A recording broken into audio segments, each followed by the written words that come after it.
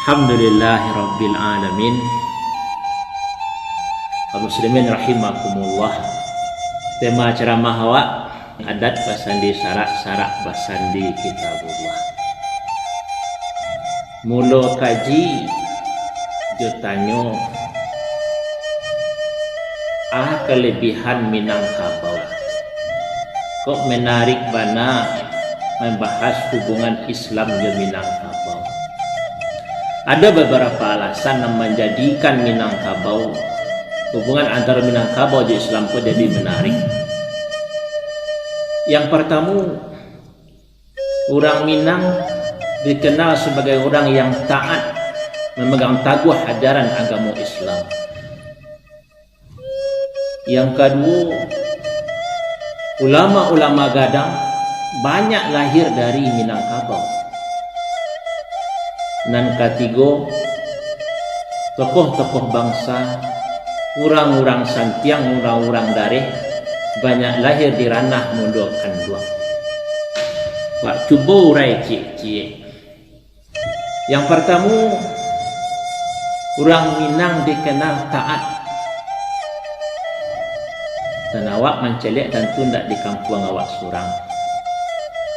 Orang ko dinilai kalau lah keluar dari kampungnya. Semua menanam banih rancak atau tidak rancak banihnya. Dicaliak kalau lah pai dari pasar mayang lah tiba di sawah. 5 buah padi itu, 5 padi boneh satangkai di situ dicaliak. Pada itu je orang Minang taat tak taatnya dicaliak kalau nya tiba di rantau. Dan orang rantau pelah yang menilai orang Minang itu dianggap lebih taat, lebih peduli ke agama dibanding orang lain. Dan ambo nama cerita ambo orang Minang, mungkin kurang je percaya orang kampung ustaz tentu yo. Tapi kualah masyhur. Cubalah nak kemanakan adik-adik na muda-muda pai merantau di mana kampung dari Padang. Berarti hebat, berarti buya. Bahkan waktu Muhammad Hatta dibuang ke Papua, itulah tahun bara sekian puluh tahun yang lewat, Bung Hatta dibuang ke situ. Dan beliau di Papua itu tinggal di rumah dengan orang takut sadonya tinggal di rumah itu, rumah bantu. Tapi Muhammad Hatta mau tinggal di situ. Komentar orang tentu yo Muhammad Hatta itu orang Padang. Orang Padang kau banyak ilmu, putih makrifatnya kanan satu. Silakan baca autobiografi atau memori Buya, memori Muhammad Hatta. Ada diterangkan di situ. Begitu juga dalam buku-buku Buya Hamka yang menerangkan kisah-kisah jauh di rantau. Beliau pergi ke Sulawesi, beliau pergi ke Aceh, beliau pergi ke Medan. Oranglah mengenal orang Minang itu adalah orang yang hebat, taat beragama. Walaupun ada pasang surutnya, tapi secara umum itulah kenyataan di perantauan. Dan di kampung insya Allah pun lebih daripada itu ndak. Itu yang pertama. Yang kedua, orang Minang kau banyak melahirkan ulama. Sampai kini rasanya alunado yang membantah. Wak caliak saya contoh nampal yang mudah. Contoh di kampung di Indonesia, Buya Hamka. Lai ada ulama nalangkuk mode beliau. Beliau mengerti masalah adat, beliau dah tua dari muda. Beliau seorang sastrawan, banyak karya sastra beliau. Kok di bidang agama, anak disagui lah. Tafsir Al-Azhar beliau sampai kini terus dibaca, dicetak ulang. Alunado Profesor Doktor nak mengalahan Buya Hamka. Sampai ke negara Sawalah ke Malaysia, Asia Tenggara orang kenal juga Buya Hamka. Sampai Al-Azhar Mesir magih gala doktor kaliau. Itu Buya Hamka. Begitu juga ayah Buya Hamka. Tahun 1926 Mungkin alun-alun ada doktor bidang agama di Indonesia apa lain. Nenayah bila lah doktor dia orang dari Mesir. Dek dalam kaji. Dek mantap ilmu beliau. Buat contohan Buya Hamkad. Tabawayah beliau. Baitulo kalau nagari kalau bau. Langsung ke Makkah di Madinah. Tasabuilah Syekh Ahmad Khatib Al-Minangkabawi 20 tahun lebih menjadi guru di bawah Ka'bah, menjadi imam di Masjidil Haram. Beliau yang berkhutbah di mimbar yang agung kiblat kaum muslimin. Dikenal orang sadar. Beliau lah nanti awak bahas biografi ulama-ulama Minang. Betul je yang terakhir Syekh Yasin Padang. Seluruh ahli hadis di muka bumi yang hidup di abad kini yang memiliki sanad-sanad hadis sampai ke Rasulullah dipastikan 99% berhubungan Syekh Ahmad, berhubungan Syekh Yasin Padang. Itu di antara bukti ulama-ulama banyak dilahirkan di Minangkabau. Begitu juga kan negara-negara lain. Bayi awak ke Thailand. Orang akan menyabit di situ sejarah Islam di Thailand. Islam dibawa oleh Abdul Mun'im, Inyak Gombak. Bayi awak ke Malaysia itulah terkenal Bana. Banyak ulama-ulama gadang dari dulu sampai kini di Malaysia dari Minang. Dari ke daerah-daerah lain ke Filipina. Sampai mendirikan kerajaan Sulu. Bagindo Sulaiman. Bahkan bukan Bagindo Sulaiman, Rajo Bagindo itu yang mendirikan kerajaan Sulu.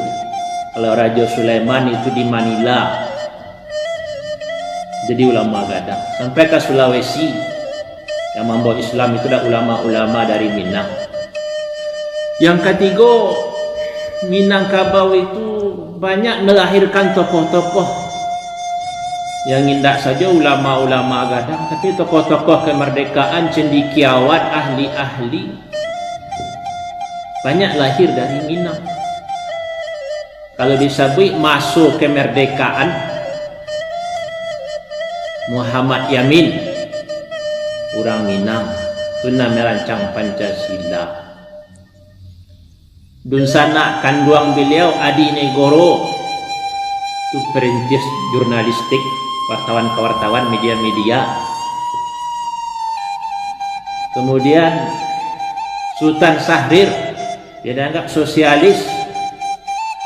Orang Parangpanjang. Agus Salim orang nama ngerti banyak bahasa. Talimon tak tujuh bahasa asing beliau kuasai. Muhammad Nasir, Muhammad Hatta, tokoh-tokoh kemerdekaan lahir dari Minang. Dan orang itu lahir dari Minang, rasu agamanya tetap ada.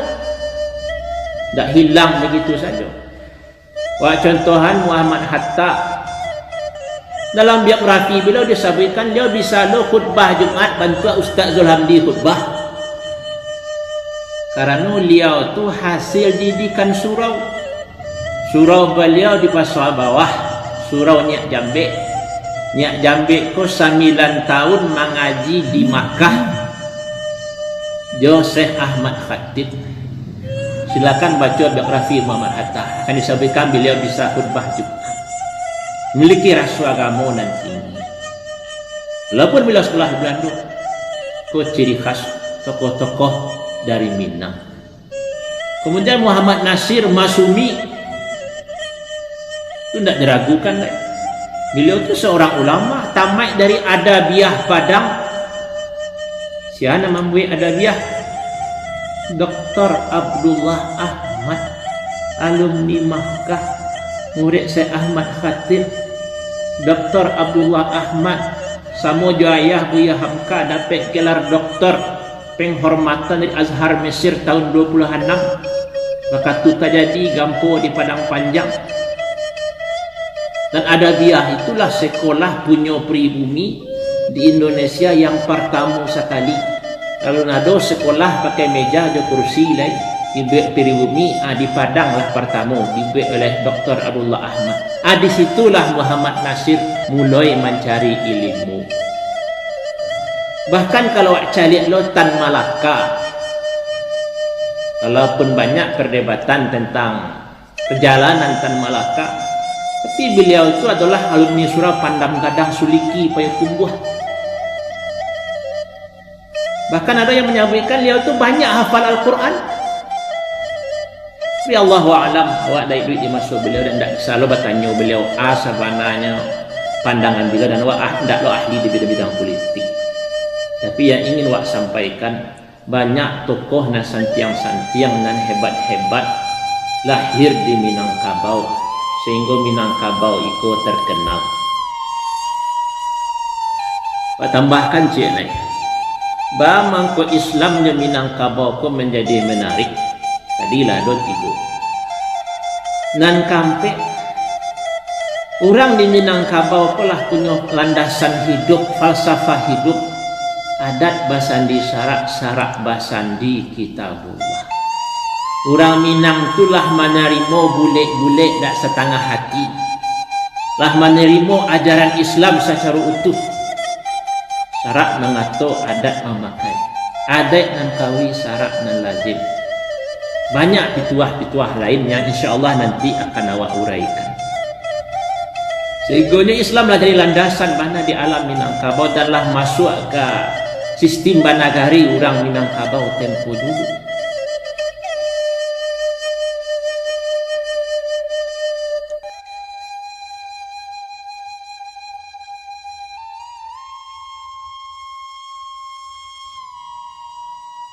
Pembaharuan Islam yang pertama di Nusantara itu menurut para ahli ado di Minangkabau. Pembaharuan Islam pertama sekali di Nusantara itu di Minangkabau. Yang pertama di masa Padri, itu pembaharuan Islam yang pertama. Dalam buku-buku sejarah Islam sebagian dituliskan pembaharuan Islam yang pertama itu adalah Perang Padri di Minangkabau. InsyaAllah nanti awak bahas secara mendetil anan sabananya Perang Padri. Orang acok menyebutkan Perang Padri itu perang antara kaum adat, kaum agama. Jadi kalau kawak dia orang kaji kaya melawan sedewa. Balu orang Minang kamu melawan adat. Karena adat di Minangkabau itu yang pertama adat sewana adat. Nan turun dari Allah, dijawab dari Nabi. Itu Islam itu sendiri. Itu bedanya adat Minang jo budaya Minang. Risiko kadang kaji itu tidak sudah, maka banyak jadi masalah. Adat dalam pemahaman orang Minang tidak sama je budaya di daerah lain. Ada yang menyebut Perang Padri ko bamulo dari pulangnya 3 orang haji di Makkah. Itu tidak cialah dia nak betul kalau dia awak. Nanti awak uraikan. Wa ambil si hasilnya kini hasil Perang Padri. Hasil Perang Padri dari buku yang ditulis oleh anak Minang sendiri. Sesudah Padri itu surau-surau banyak berdiri, kajian-kajian fikih hukum Islam berkembang. Selesai Perang Padri itu anak-anak Minang berbondong-bondong berduyun-duyun pergi ke Makkah menuntut ilmu. Itu hasil dari Perang Padri. Dan masih banyak hasil-hasil lain. Itu pembaharuan Islam pertama di Minangkabau, termasuk pembaharuan Islam yang pertama di Nusantara secara singkat. Yang kedua terjadi pembaharuan Islam tahap 2, yaitu setelah pulangnya murid-murid dari Syekh Ahmad Khatib dari Makkah, pulangnya Canduang, pulangnya Jaho, pulangnya Parabe, pulang ayah Buya Hamka, banyak yang pulang dari Makkah membawa ilmu yang baru, pemahaman yang baru. Kadang orang kan banyak menuduh atau nan dicari perbedaan, nan kadang dipahami di awam itu perbedaan itu adalah pertentangan. Kamunya kaum tua, kaum muda, Tentu ada sisi negatif karena kerajo manusia, tapi sisi positifnya tentu banyak. Alumni Makkah ikolah namam menjadian orang Minang ko cadiak, bertambah cadiaknya. Karena alumni Makkah tu pulang ke Minang dan dibuatnya pertama sekali sekolah. Pulangnya canduang dibuatnya canduang 1928. Pulangnya Parabek dibuatnya tawalik Parabek 1910 atau sekitar tahun itu. Pulangnya jauh dibuatnya sekolah. Dan murid dari nyenyak dan pulang ko pun membuat sekolah-sekolah di kampung surang-surang.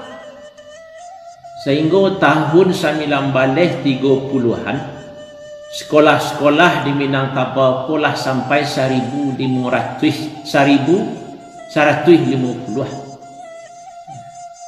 Lah sama banyak jumlah sekolah di Minangkabau ko jo sekolah nan ada di Jawa di Madura.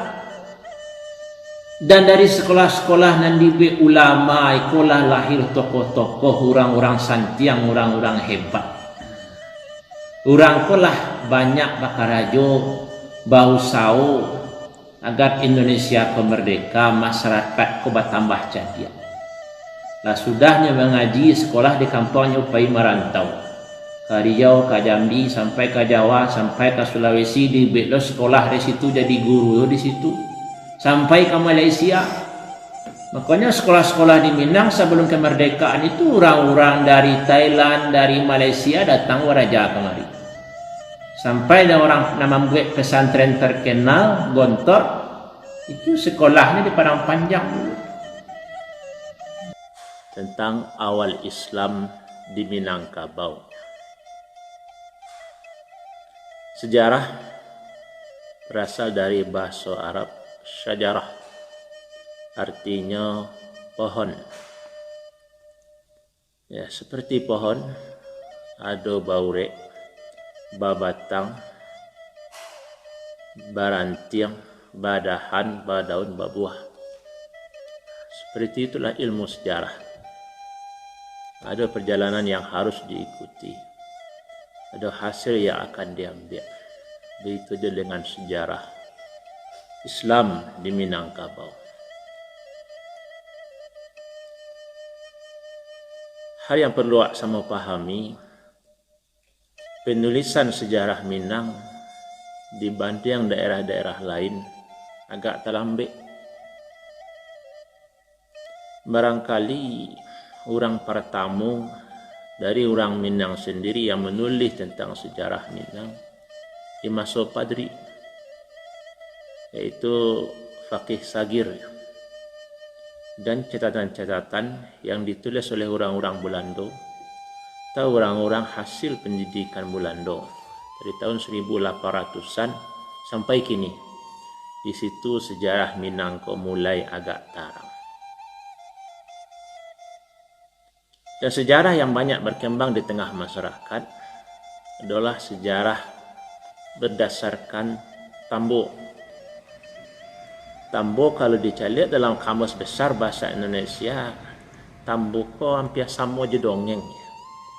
Kebenarannya mungkin hanya sekian persen, sangat seketik warna, tapi itu yang banyak berada di tengah-tengah masyarakat.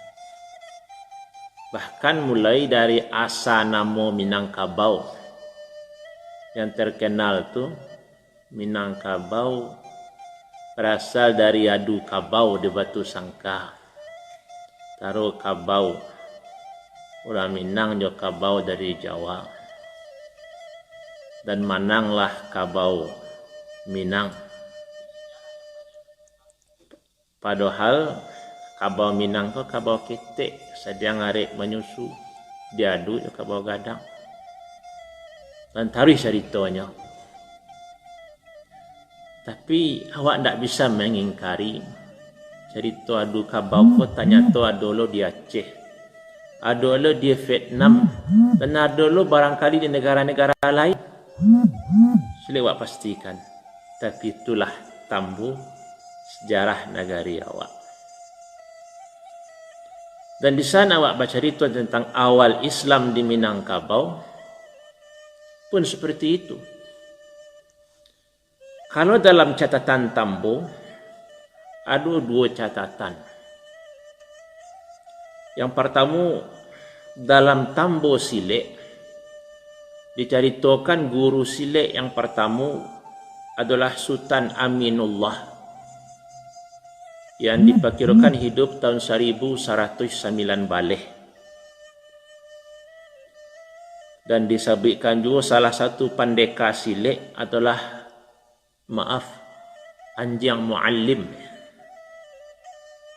Muallim itu dari bahasa Arab, artinya guru. Dan itu sekitar abad-abad kedua Baleh. Dalam tambah lain diceritakan jamaah haji dari Nusantara yang pertama pergi ke Makkah tahun 1060 sawaleh jamaah haji. 9 dari Minangkabau dan 2 lain dari daerah lain. Ikut 2 catatan tambo yang menunjukkan Islam itu lah ada di Minangkabau di abad ke-11, di abad ke-12. Dengan adanya orang barangkit naik haji, dengan adanya guru Silek yang namanya diyakini berasal dari bahasa Arab Aminullah, keamanan yang datang dari Allah atau orang kepercayaan Allah, atau muallim tadi sebagai seorang guru. Itu yang ada catatan di dalam tambo. Iyo atau indah, Allahu a'lam. Bak bunyi pantun, ambo mamanda di Subarang, di bandar sawah Nalamo, ambo bakaba jo kaba orang, ko ado duto, ambo ndak satu. Jadi jangan disebutlah ketua mui peduto, karena itu adalah tambo. Tapi kalau menurut penelitian secara sekolah atau ilmiah, Pak baca dalam buku karangan Azmadi Azra, yang pertama sekali catatan itu batamu adalah tentang perdagangan orang Arab sampai ke Cina. Dan itu sekitar tahun 670-an, orang Arab lah berdagang sampai ke Cina melewati Selat Malaka, taruh Sumatera dan Malaysia. Waktu itu diperkirakan orang-orang Arab lah lewat di situ. Dan orang Arab itulah menganut agama Islam. Setiap terjadi pertukaran khalifah, Abu Bakar, Umar, Utsman, Ali, itu ada laporannya sampai ke Cina karena lah terjalin perdagangan. Maka kemungkinan besar waktu itulah orang-orang Sumatera, orang-orang di Malaka lah nampak orang rukuk sujud. Karena orang-orang di kapal itu dipastikan singgah di Sumatera. Maka secara beransur-ansur, secara bertahap, dalam waktu yang lama, Islam mulai berkembang terhadap masyarakat di Pulau Sumatera, berkembanglah sampai ke Minangkabau. Kemudian sejarah menceritakan bahwa abad-abad ke-11, abad ke-12 orang-orang Arab telah banyak yang tinggal di Palembang. Bahkan kalau terjadi kerusuhan di Cina, orang Arab itu banyak mengungsi ke Pulau Sumatera. Dan itu bisa jadi pedoman kalau itu adalah awal Islam di Minangkabau. Jamaah sedang pandangan rahimakumullah. Sejarah Minang banyak wak dapatkan informasi dari luar. Seperti cako sejarah perdagangan orang Arab dan Cina, tasabui Selat Malaka. Begitu juga kuatnya Islam di Minangkabau, banyak wak dapatkan informasi dari sejarah Islam di negara tetangga. Pamonya dalam sejarah Islam di Filipina, khususnya dalam sejarah Islam di Sulu, disebutkan yang mendirikan kerajaan Sulu adalah Raja Baguinda. Bahasa awaknya Raja Bagindo. Sekitar tahun 1397. Dan sejarah Filipina menceritakan kalau raja ko berasal dari Minangkabau dan agamanya lah Islam. Berarti di tahun itu Islam itulah ada di Minangkabau. Begitu juga dalam sejarah Islam di Lampung. Disebutkan yang membawa Islam ke Lampung diantaranya adalah orang-orang yang berasal dari Minangkabau. Seperti Umpu Ngagelang tahun 1450 Masehi. Berarti di tahun itu Islam lah dipastikan ada di Minangkabau. Begitu di Thailand. Dalam sejarah Islam di Thailand, khususnya Patani yang bahasa balahan di Malaysia, disebutkan yang membawa Islam ke Patani atau ke Thailand adalah dua orang ulama dari Minangkabau, Abdul Mun'im dan Gombak. Kemudian beberapa abad yang sudah itu datanglah ulama gadang dari Minangkabau. Data-data yang awak ceritakan tadi menunjukkan Islam itulah ada di Minang tahun itu. Islamlah menjadi agama di ranah Minang. Dan lebih belakangan tahun 1570, Raja Sulaiman dari Minangkabau telah menjadi ulama di Filipina, di Manila. Manila itu barangkali dari bahasa Arab, amanullah, keamanan yang datang dari Allah. Itulah beberapa data yang menunjukkan tahun tentang awal Islam di Minangkabau. Baca rumah masuk Islam ke Minangkabau. Tak ada catatan yang menunjukkan terjadinya peperangan, pertempuran. Menunjukkan Islam itu datang dengan cara yang damai dan dalam waktu yang lama. Kemudian ada tambahan informasi dari Malaysia, Terengganu, ditemukan sebuah prasasti bahasa Arab Melayu. Kita rabat sampai balik. Lah muncul bahasa Arab Melayu. Dan orang Minang tidak mempunyai aksara. Yang ada di awak dan Minang, yang ada hanya Arab Melayu sampai kini. Beda daerah lain mungkin punya aksara Jawa, huruf Sanskerta, huruf lama, tapi huruf Minang, aksara Minang tidak ada. Bukti-bukti tertulis itu yang banyak di Minang adalah Arab Melayu. Walaupun dalam prasasti ditemui bahasa-bahasa yang mungkin berasal dari India. Itu sanak sadonya. Orang-orang Minang tempoh dulu seperti yang ceritakan bisa menyebarkan Islam ke Thailand, menyebarkan Islam sampai ke Sulawesi, ke Lampung, menunjukkan Islam itu lah kuat di Minang. Boleh kalau awak tambah perkataan sejarah tentang masuknya Islam ke Sulawesi, dan nanti ikut yang agak awak bahas agak lebih luasnya. Ini awak cari saya sampai abad 1500-an dari data-data yang ada tadi. Dan munculnya Arab Melayu menunjukkan orang Melayu, termasuk orang Minangkabau, itulah akrab dengan bahasa Arab. Tidak mungkin bisa ditulis dalam Arab Melayu kalau orang itu tidak pandai bahasa Arab. Kalau orang itu tidak pandai tulis baca. Itu menunjukkan Islam itu kuat di Minang. Dan kini kalau ingin membaca sejarah Islam di Minangkabau, buku yang bisa awak baca di antaranya karya Buya Hamka, Islam dan Adat Minangkabau. Itu buku yang cukup terkenal dan itu buku yang banyak menjadi rujukan. Dan Buya Hamka sendiri tidak menceritakan secara mendetail, karena di zaman Buya Hamka ada banyak penelitian-penelitian tentang sejarah awal Islam di Minangkabau. Kemudian buku yang bisa awak rujuk adalah Sumatera Barat hingga Pelakat Panjang, karangan Rusli Amran. Tapi buku itu tidak khusus membahas tentang sejarah Islam, tapi sejarah Minangkabau secara umum. Kemudian yang menguatkan awak kalau Islam itulah lama di Minangkabau adalah banyaknya bahasa Arab yang menjadi bahasa Minang.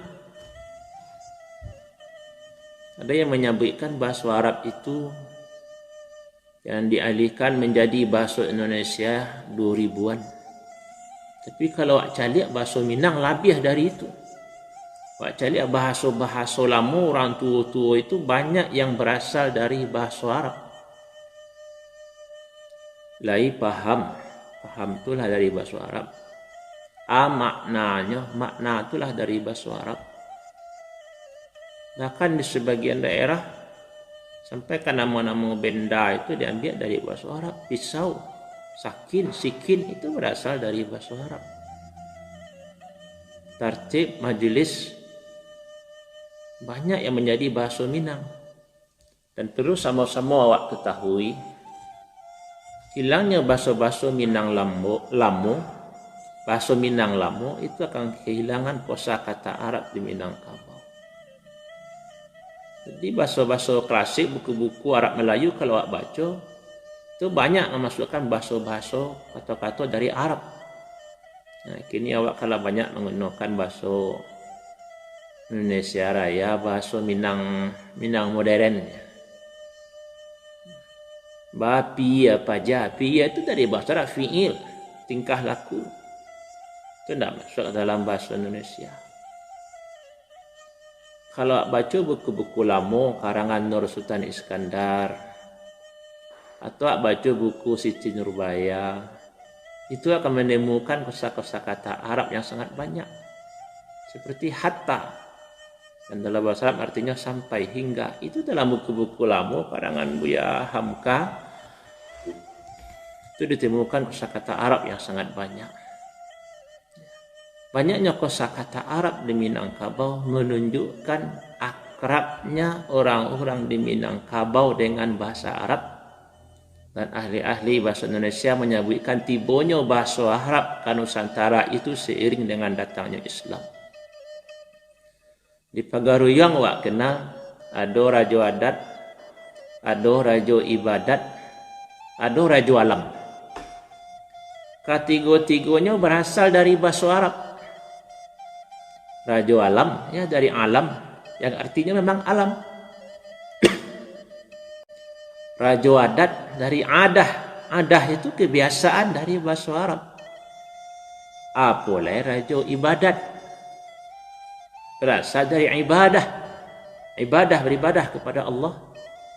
Jadi Raja Adat, Raja Ibadat, Raja Alam menunjukkan Islam itu lah kuat di Minangkabau. Bahasa-bahasa Arab telah mempengaruhi bahasa di Minangkabau.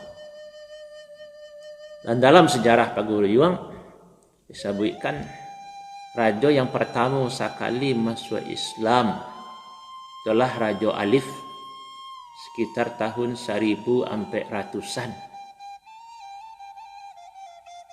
Dan itu berarti di awal-awal kerajaan Pagaruyang berdiri. Rajanya lah masuk Islam.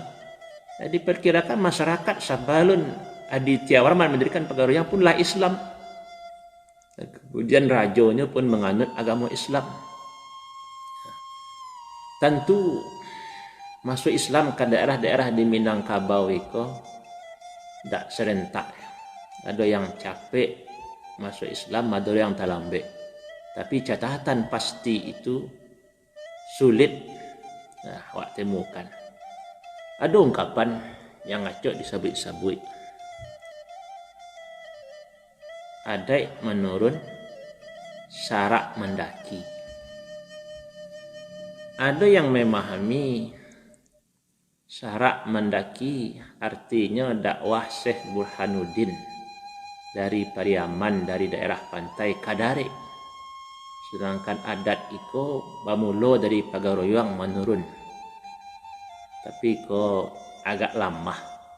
Karena Syekh Burhanuddin itu hidupnya lah di abad ke-17. Sekitar tahun 1670-an. Nanti pertemuan berikutnya awak bahas. Ada yang memahami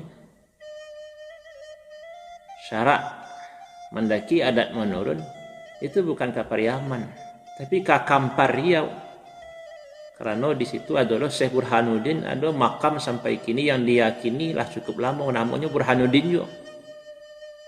Tapi di Kuntu ya. Kau mencuri istilah yang tadi syarak mendaki adat menurun. Tapi bisalah dipahami syarak mendaki adat menurun tak terkait juga kedatangan Islam ke Minangkabau. Syarak mendaki maknanya mencari keredaan Allah Subhanahu wa taala, itu yang syarak mendaki. Sementara adat menurun, adat itu menyesuaikan dengan kondisi masyarakat. Karena adat itu adalah hasil kesepakatan konsensus secara tidak langsung dari masyarakat yang ada di alam Minangkabau. Di situ lahirnya adat yang diadatkan, adat yang teradat, adat istiadat sebagai sebuah kebiasaan. Tentang ungkapan yang acuk muncul. Makna yang sawananya itu wallahu alam tidak bisa wak paksakan. Kalau ambo lebih yakin ke yang terakhir tadi. Syarak mendaki mencari keredaan Allah. Adat menurun menyesuaikan dengan kondisi masyarakat. Kalau difahami dengan kedatangan Islam, bisa difahami Islam itu datang dari daerah pantai, itu wajar. Itu sudah maklum karena dulu transportasi itu menggunakan sampan, perahu, tentu dari daerah-daerah sungai Kampar, dan Kampar itu termasuk Minangkabau, bukan luar dari Minangkabau, walaupun di batas provinsi Sumbar di provinsi Riau ada semacam tulisan Anda memasuki Minangkabau atau semacam itu. Tapi kalau dalam Tambo Luhak 50 sampai pengangkatan datuk-datuk di Kampar itu dianggap sampai Dunsana hingga Dunsana nan Balimo. Salo, Bangkinang, Ayat Tirih, Rumbio itu tasabui di dalam Tambo.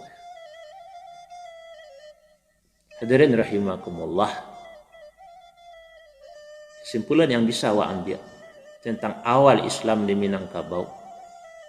Yang pertama, berdasarkan Tambo tahun 1100 tahun 1060 adalah ada Islam di Minangkabau.